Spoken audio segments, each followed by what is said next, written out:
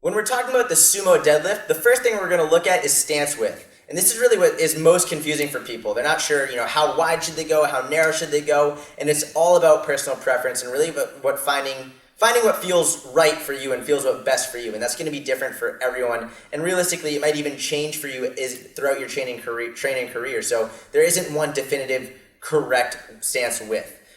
So what I do, just like with the conventional, is I suggest starting a little bit narrower. So starting with more of a moderate sumo deadlift stance, trying it out, doing that for about 2 weeks, then maybe moving it out a little bit wider, trying that out for another 2 weeks, maybe going even a little bit wider, trying that for 2 weeks, and then see what feels best. Keep notes, keep track of how it feels, and then go back and play with it a little bit and find what felt most comfortable, your most strong position and most safe position as well. So again, there is no right or wrong, really just experimenting and trial and error is how you're going to find that best stance for you.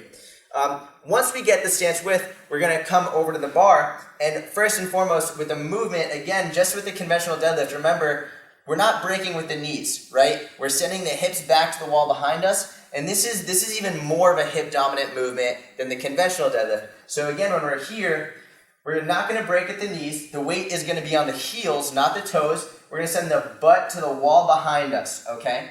We're going to try and touch the wall behind us, and our hands are going to come down, and then we're going to be in our ready position. This is where we pull from here. So we're here, come up and stand tall.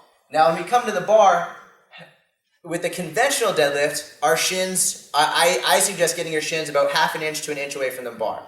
But with the sumo deadlift, I actually prefer getting my shins right up and touching the bar. And this is because the knee position. The knee position in the conventional deadlift is a little bit more flexed, whereas in the sumo deadlift, it's not as flexed and they're not going to get in the way. So you can get closer to the bar, keep the bar closer to you without having to worry about moving the bar around your knees. So come up to the bar, find the stance position that works best for you, and from here, now you're in your stance. Your shins are right up against the bar, maybe a quarter of an inch away, and we're gonna send our hips back to the wall behind us, and we're gonna find our starting position. Now, really important to remember, some people, they try and get their shoulders behind the bar and their hips come really low like this. That's no good. You have no power there. It's good for geared powerlifters, but not for raw powerlifters. So what I want you to focus on is getting a big stretch in the hamstrings. Your shoulders will be slightly in front of the bar, not like this,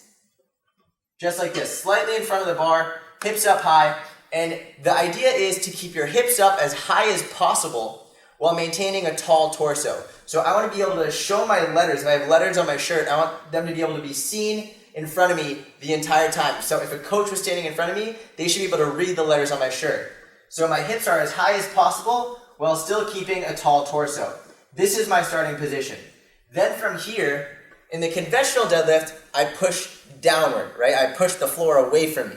In the sumo deadlift, I'm trying to spread the floor open. So instead of trying to push the floor away from me straight down, this time I'm actually imagining there's a volcano crack running right through my legs, and I'm trying to open it up with my feet. And you can see the outsides of my shoes, you can see my feet trying to burst through the seams on the outside of my shoes, and that's what you want to be doing. You want to be trying to burst through the seams on the outside heels of your shoes, and that's how the bar comes up.